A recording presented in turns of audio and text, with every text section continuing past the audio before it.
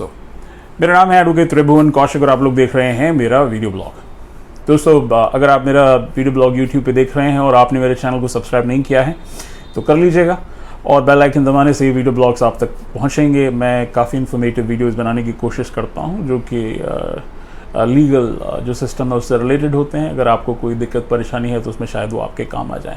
इस पूरे video blog के दौरान आप मेरी सोशल मीडिया डिटेल्स यहाँ पर देखेंगे, जिससे आप मुझे सोशल मीडिया के विभिन्न प्लेटफॉर्म्स पे आप मुझे फॉलो कर सकते हैं। और आइए आज का जो वीडियो ब्लॉग है उसके बारे में थोड़ा सा डिटेल में डिस्कशन करते हैं। आज का जो वीडियो ब्लॉग है ये है एक्साइज एक्ट से रिलेटेड, और मैं बात करने चाहूँगा एक्साइज एक्ट से एक्ट में जो है बेल कैसे आप ले सकते हैं, बेल का क्या प्रपोजिशन है, भाई बेल किस हिसाब से मिलती है एक्साइज एक्ट में। मैं प्रेडोमिनेंटली बात करने जाऊंगा सेंट्रल एक्साइज एक्ट 1944 जो कि एक्ट 1 है फॉर द ईयर 1944। ये जो एक्ट है इसमें अगर आप देखें कि इस एक्ट को जो है बहुत सारी जो हमारी राज्य सरकारें हैं उन्होंने अपने हिसाब से अमेंड भी किया है अपनी ज़रूरतों को ध्यान में रखते हुए।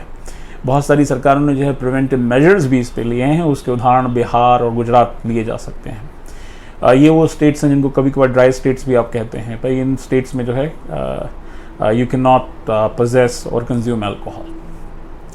अब देखिए बात ऐसी है कि सरकार को इस एक्ट को बनाने की ज़रूरत क्यों पड़ी। सरकार को ये जो एक्साइज एक्ट है दोस्तों इसको बनाने की ज़रूरत इसलिए पड़ी जिससे कि लोग जो है मदिरा को एक प्रदेश से दूसरे प्रदेश में ले जाके जो है टैक्स की चोरी ना करें, क्योंकि हर प्रदेश के अपने अलग अलग एक्साइज की कैटेगरीज रहती हैं। कहीं देखेंगे आपको शराब महंगी मिलेगी, कहीं आपको शराब सस्ती मिलेगी।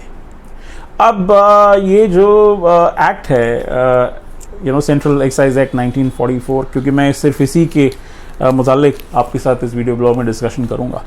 इसके काफ़ी सारे इंपॉर्टेंट सेक्शंस हैं, लेकिन जिन सेक्शंस के ऊपर मैं आप लोगों का जो है ध्यान आकर्षित करना चाहता हूं वो है सेक्शन 9 जो बात करता है ऑफेंसेस एंड पेनल्टीज।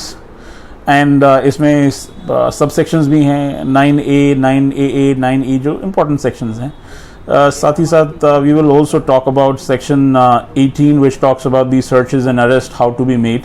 सेक्शन 19 बात करता है disposal of persons arrest. Section 20 बात करता है procedure to be followed by officer in charge of a police station. और सेक्शन 21 बात करता है inquiry how to be made by the central excise officer against the arrested persons forwarded to him via section 19 of this code.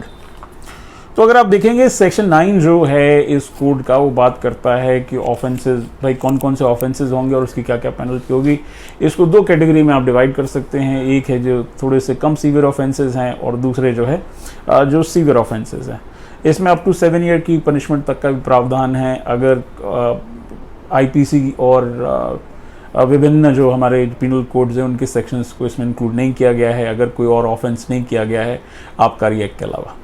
अमूमन इसमें क्या होता है कि इसमें जो ऑथराइज पर्सन है, इंस्पेक्टर की रैंक या जो भी स्टेट गवर्नमेंट ने ऑथराइज किया हो इस एक्ट के अंदर, जो एक्साइज डिपार्टमेंट का जो ऑफिसर होता है वो हमेशा कंप्लेनेंट रहता है। ये लोग रेड्स डालते हैं, लिकर को सीज करते हैं और उसके बाद में जो है वैधानिक कार्रवाई करते हैं। और इसके बाद में जो है इनको जो अरेस्टेड पर्सन्स होते हैं इनको जो कनेक्टेड पुलिस स्टेशन रहता है उसके ऑफिसर इंचार्ज के पास ये लोग लेके जाते हैं, जिस पुलिस थाने में इन लोगों ने जो है प्राथमिकी दर्ज कराई होती है। अब क्या है कि जैसा मैंने आपको बताया कि ये जो इम्पोर्टेंट सेक्शंस हैं इस स्टैट्यूट के, which is section 19 disposal of persons arrested. तो आइए ज़रा इनको ज़रा थोड़ा सा समझ लेते हैं, जिससे कि मैं जो बिल है उसके ऊपर जो है थोड़ा सा प्रकाश डालूं। तो देखिए ऐसा है, जब आप बात करते हैं इस कोड के सेक्शन 19 के, सबसे पहले बात करते हैं सेक्शन 18 के। तो ये कहता है searches and arrest how to be made. तो ये कहता है कि all searches made under this act और any rule made hereunder and all arrest made under this act shall be carried out in accordance with the provisions of the code of criminal procedure. भाई CRPC जो है code of criminal procedure 1860 का, उसके हिसाब से इनको जो है ये सब कुछ करना होता है। मैं माफ़ी चाहूँगा, कोड ऑफ क्रिमिनल प्रोसीजर 1898 के हिसाब से। आप देखिए कि जब कोड ऑफ क्रिमिनल प्रोसीजर 1898 के हिसाब से ये लोग जो है सर्च कर लेते हैं, अरेस्ट कर लेते हैं, उसके बाद में जिन लोगों को ये लोग गिरफ्तार कर लेते हैं उनको किस हिसाब से रखा जाएगा, भाई उनका करना क्या है। गिरफ्तार तो कर लिया, लेकिन सेंट्रल एक्साइज एक्ट के खुद के पुलिस थाने तो होते नहीं हैं। पुलिस थाने जो है वो स्टेट गवर्नमेंट के होते हैं। तो इनको क्या करना होता है, every person arrested under this act shall be forwarded without delay to a nearest central excise officer empowered to send persons so arrested to magistrate.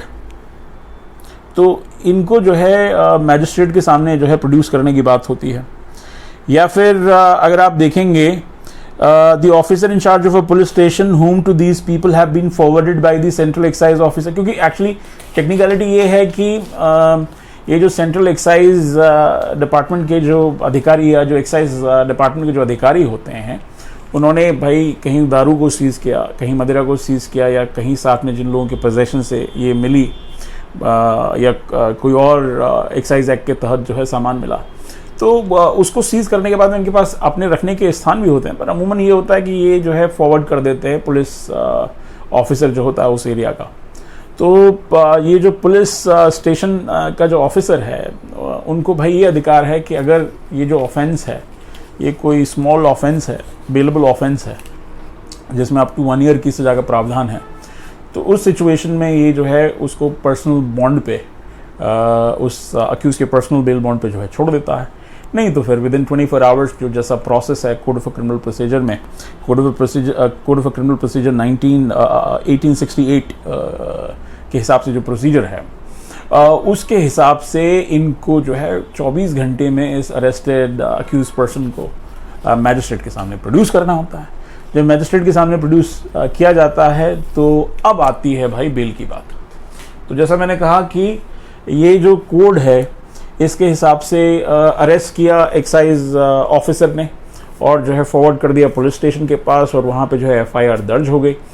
उसके बाद ये जो पुलिस स्टेशन का जो ऑफिसर इंचार्ज होता है, या तो अगर कोई बेलेबल ऑफेंस हुआ है, बेलेबल ऑफेंस का मतलब अगर कोई छोटा अपराध है एक्साइज एक्ट के हिसाब से, कम क्वांटिटी में लिकर एक्सेट्रा जो है बरामद की गई, तो बेलेबल ऑफेंस पे छोड़ देता है। लेकिन अमूमन प्रोसेस ये रहता है कि मैजिस्ट्रेट के सामने प्रोड्यूस किया जाता है इन अभियुक्तों को, और जब मैजिस्ट्रेट के सामने प्रोड्यूस किया जाता है तो उसमें आपके पास ऑप्शन बनता है रेगुलर बेल का, जो कि कोड ऑफ क्रिमिनल प्रोसीजर 1898 के हिसाब से अगर आप देखेंगे तो ये जो यहाँ पे बात की गई है बेल की, ये जो बेल का जो सेक्शन है वो है सेक्शन 437 जो मैजिस्ट्रेट के सामने बेल की बात करता है। और अगर आप देखेंगे कोड ऑफ क्रिमिनल प्रोसीजर 1898 के हिसाब से दफ़ा 437 में आप बेल की दरख्वास्त मूव करते हैं मैजिस्ट्रेट के सामने। अब अमूमन मैजिस्ट्रेट जो है बेल दे देते हैं इन केसेस में, या फिर जो है जब आप बेल की एप्लीकेशन मूव करते हैं, अगर इन्वेस्टिगेशन से रिलेटेड कुछ और फैक्ट्स बच गए हैं तो उसके लिए जो है जुडिशल कस्टडी में भेज दिया जाता है।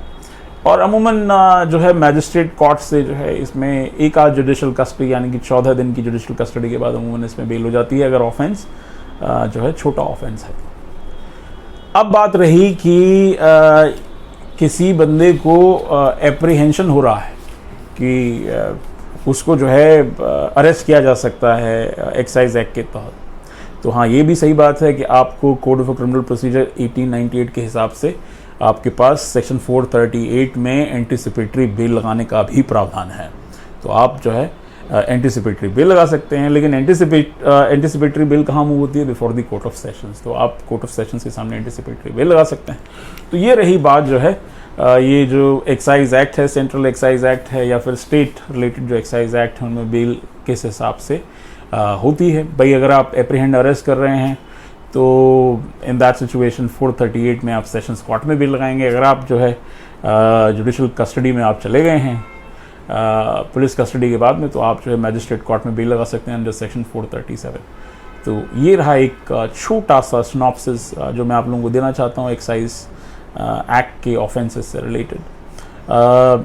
इस पूरे वीडियो ब्लॉग के दौरान जो है मेरी सोशल मीडिया डिटेल्स यहाँ पर रही हैं, मेरा कॉन्टैक्ट नंबर भी है, अगर आप चाहें तो मेरी टीम से संपर्क साध सकते हैं। Will be happy to assist you in answering your legal questions for you.